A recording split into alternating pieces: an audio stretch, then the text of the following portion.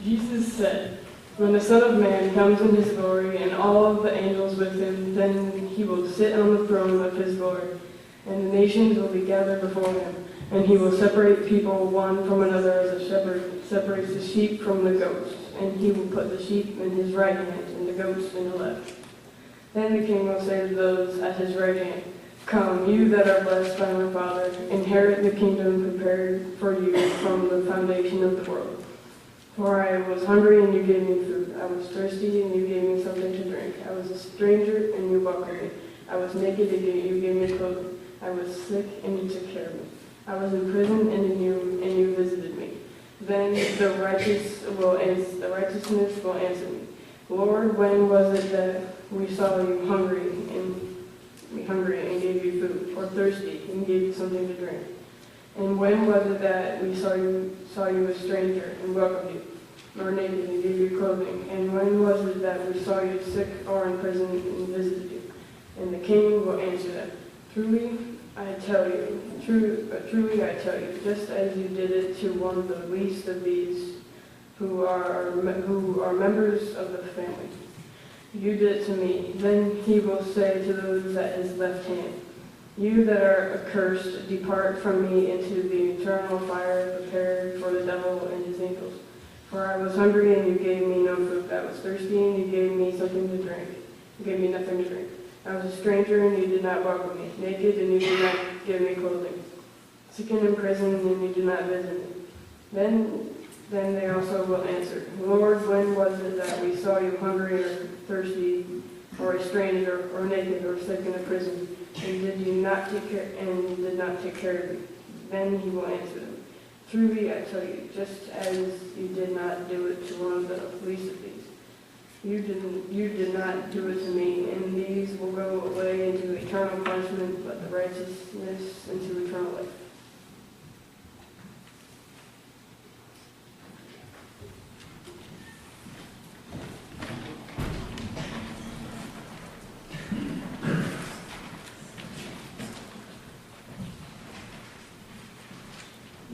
Before I start the sermon, I should say what Tracy told me. She said, "You better be careful with these things because they are voting on the budget in a couple weeks." But I thought, next year, if the Gophers happen to lose to Nebraska again, which hasn't happened for 2 years in a row, or Iowa, if you want the fight songs played during the service, you got to give the sermon. So that'll be the deal. How about that?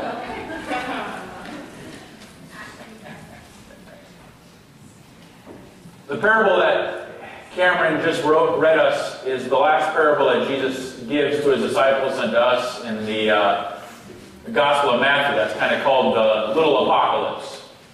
And it's found in Matthew, and it's also kind of unique to Matthew because Jesus spends a lot of time, the writer of Matthew spends a lot of time showing us, giving us a glimpse of Jesus and a side of Jesus that we don't like to think about or we don't get to see very often. That's the judgment side of Jesus, about how those that are in and those that are out. Last week we heard about the parable of the talents and the servants who used the talents that were given to them, and the servant that just buried his in the sand, and how he was punished for that. And before that we heard about the bridesmaids, the 5 who were wise and brought extra oil, and the 5 who were foolish and didn't. And those that were foolish were kept out of the wedding feast and also were punished. And today we get the pretty familiar parable of the sheep and the goats, and the story of feeding and clothing the least of these or visiting in prison, and how at the end Jesus separates the goats from the sheep, and the righteous get to go on, and the unrighteous or the goats are punished eternally. And we hear that judgment side of Jesus, and it's a side that we don't, I think, like to hear very much. Or maybe we do if we think we're guaranteed to be the sheep, I guess. But if we maybe have a question and we might be a goat, or we might have a little question, then that can be a little bit scary, thinking about eventually there may be or will be a judgment that says you're in and you're out. And that's it. So what exactly is this parable trying to say to tell us?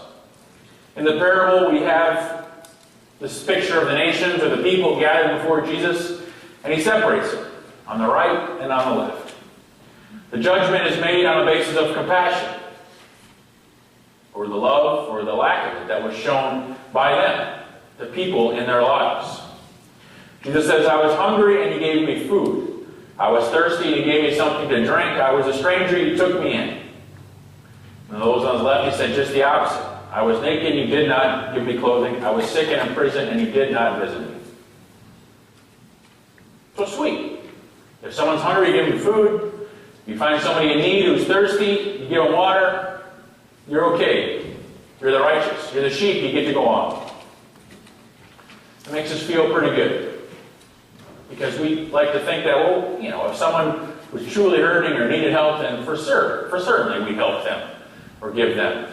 We do a good job here of the church of supporting, local family around Christmas, of supporting the food pantry, we just mailed off, a big chunk, $1,500 to the Heifer International that will help a bunch of people who are hungry. If a member were ever in need, raising money for them would be not an issue. So we do a good job of that. But the interesting part of this parable is not that we help those who are in need. The interesting part is the surprise. The surprise on the part of the sheep and the goats. For they ask, when were you hungry and we fed you? Or when were you thirsty and we did not give you water? When did we see you and respond to you? Or when did we not respond to you? Both the sheep and the goats are surprised that they responded to Jesus or that Jesus was found in the people that they chose to help or chose not to help. So why were they surprised? What was it that the sheep and the goats were missing when they performed their good works or when they failed to do so? How did they fail to recognize Jesus in that? And I think they were a lot like us. A lot like me sometimes too, where we fail to see the sacred in a lot of the less ordinary, in the ordinary days of life. We get so busy with the hustle and bustle of everything that we forget that all around us is the sacredness and the glory, and basically all around us is God. And we forget that all that we really do is holy. Or maybe we even forget that everyone we meet is a child of God, is a reflection of God, is probably Christ, or could be Christ himself. There are words. We remember the words that Jesus uses. He doesn't talk about how blessed we are when we visit our friends who are sick, or how wonderful it is when we give food to family members and our fellow believers, or how nice it is when we clothe the folk who are just like us. Jesus talks in this parable about the least among us, the least within these world. Those whom conventional wisdom or conventional thinking might regard as cursed or poor or beyond help or just wrong. Jesus talks about those who are in prison, sex offenders, murderers, stealers, if that's a word. But he talks about the least among us, those persons who we think don't count, those people who we might regard as unimportant or invalid, those people whose cries of hunger or thirst or nakedness we might ignore because of their race, of their color, of their economic position, of their voting, of their flat disagreement in what I may believe in. But the least among us are those that are discounted, those that they don't need help.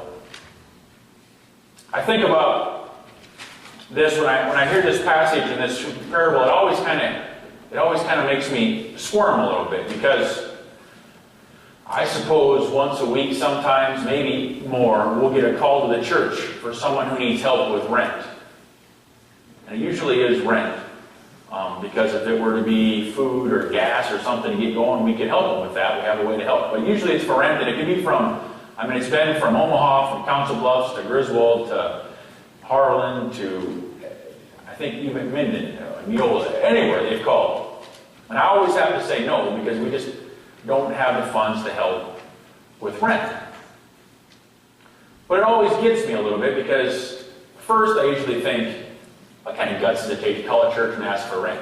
How many other places have you called to get rent already, and now you're just kind of building up ahead of time?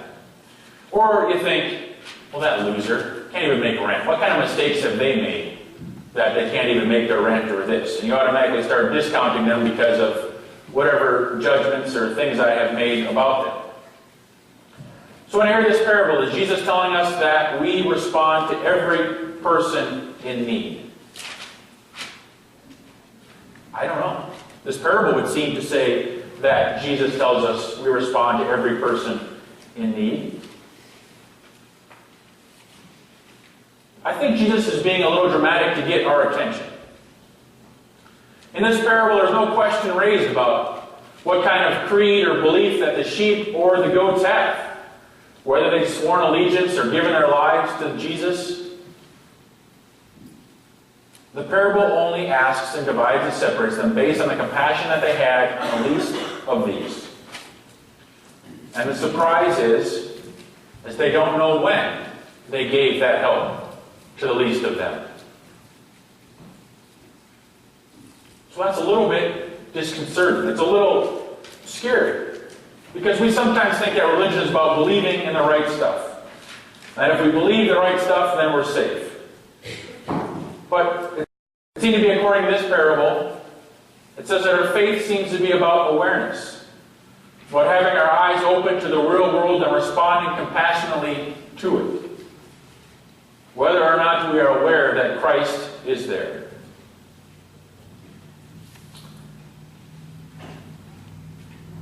I went to a football game yesterday. That's a different example. But anyway, walking to the stadium, we witnessed an act between two men that wasn't really nice. A man and his son were walking across the street. It was a small two-way street, and his little boy, I don't know, 7 or 8, darted across the street quick, and another car stopped, and it was maybe close, maybe not close. Well, the father walking took his can or a jug of water and threw it on the car, was all pissed, talked about the guy, goes, stop! Don't drive so fast. The other guy slams on his brakes, gets out of the car, and they're both screaming at each other. And the father's calling the guy in the car every name in the book while the 6-year-old son's looking on. It's just like, holy smokes, we're not even at the game yet. They're already fighting with each other. But there were two guys who didn't see Christ in the other one. But also, as we were walking, I found myself making judgments about that father. How could he say that in front of his kid? How can he use those words? How can he do this? He must be a terrible dad. Must be X, Y, and Z. And I got to thinking, I have no idea the situation that father and his son may be in. Maybe this is the first game they've been back to since the grandfather and the dad's dad had passed away. Maybe it's the first game they had been back at since their mother had passed away from some disease. Maybe this is the last game they could go to because the father himself was sick or the son was sick. You know, who knows what made him erupt like that. But immediately I jumped to the conclusion he's a moron and he's dumb for doing that. In no way did I see Jesus in that man. And I probably wouldn't have offered him any help if he would need it at that point either. But that's what we do, isn't it? We see someone who needs help and immediately we say, they're in this position because of this, or they're there because of that, or I don't need to help them because they don't agree with what I believe, or they're completely different from who I am. I think the parable is challenging us to see Jesus in everyone, to be aware of the part of God in Christ that is alive in everybody. And that annoying person who won't leave you alone at work, and that lady with 3 screaming kids in a checkout line, and the guy who cuts you off in traffic, and the person who doesn't think like you do, doesn't agree with anything you agree with, politically, theologically, in the sports world, wherever. But Jesus is simply saying that. He is saying, you do to the least of these is what you do to me. Those who regard to have little significance, for whatever reason they might be. The first commandment, or not the first, but the greatest commandment, to love God with all our heart, soul, mind, and strength. Well, the Apostle John says, if anyone has material possessions and sees his brother in need but does not have pity on him, how can the love of God be in him? Anyone who does not love his brother whom he has seen cannot love God whom he has not seen.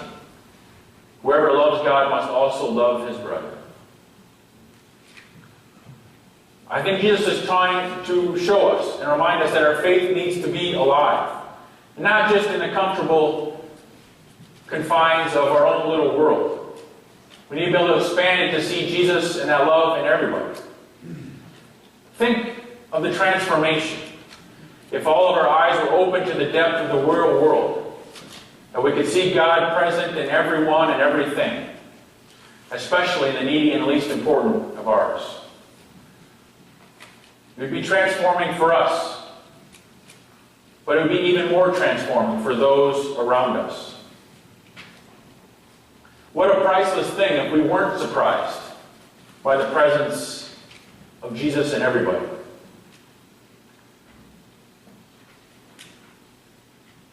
But that again opens up the question, how far should we go in our caring? Who should we care for, and who, if any, should we not care for? How can we prioritize our caring so that the truly needy get what they need, while those who would suck us dry do not? Or should we even worry about that? Those are questions that I can't answer for you or for us. And something we'll struggle with on a day-to-day, case-by-case basis. But Jesus seems to be challenging us to think beyond our already small world about who needs help, where our help needs to go. What I can tell you is that Christ is all around us. That Christ is in the least among us. That Christ is in those who we would discard as unworthy. The question he seems to ask us is, how do we treat that person? As Maureen said in the children's sermon, we have a holiday coming up, Thanksgiving. Thanksgiving, we can gather around with family or friends for a meal. Many people do. Some people don't have the opportunity to do that. But if we do, we talked about this a little bit in our Group 316 group. You look around at your family and there are sheep and goats in your own family, right? Those that you wish maybe weren't there, or those that you always shake your head at what they do there. I hear chuckles. Does that mean there are some goats in our own? But it's true. It's the same thing. Our family, we have those that we like more than others if we're honest with ourselves. But Jesus is challenging us to see Christ in everyone. And I have just a video that kind of reminds us of some strange family members, but yet some good things that can be seen in them.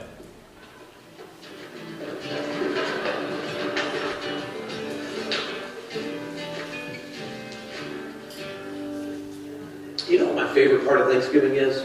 Let me show you.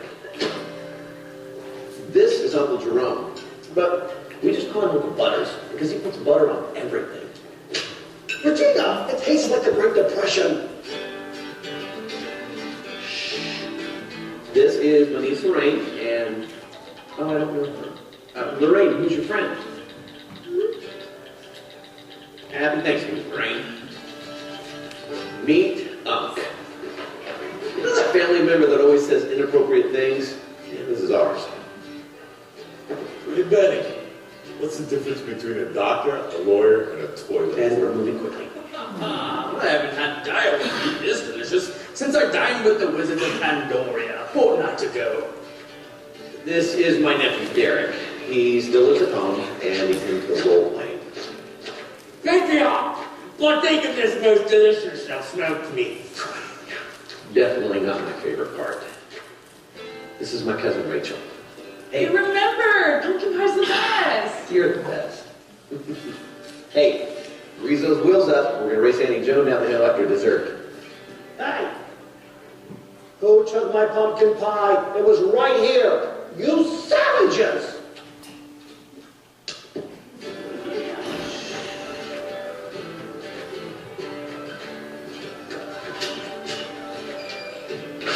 Don't worry. He'll be back. Thanks, honey. This is it. This is my favorite part of Thanksgiving, taking out the trash. I know what you're thinking. My family's kind of a mess, and we are. But that's not why this is my favorite part of Thanksgiving. You see, breaking away for just a moment, it gives me the opportunity to remember how much God has blessed me, and to realize that generally He uses messy people to do it.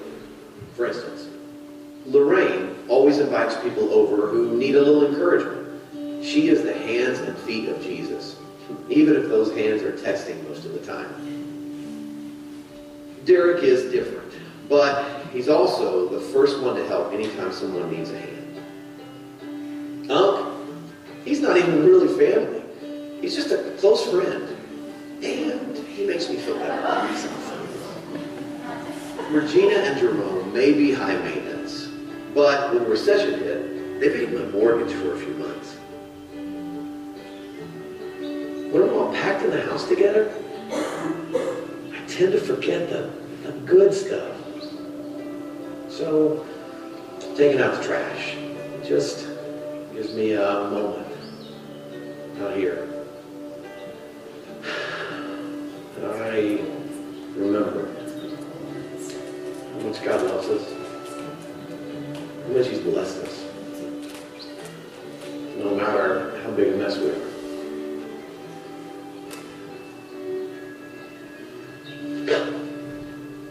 It doesn't take much, just a moment or two. That's all it takes to think.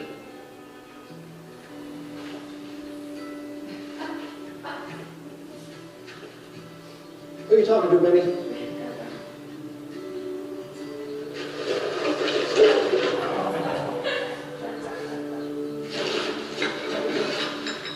You see this, Benny? Do you see this?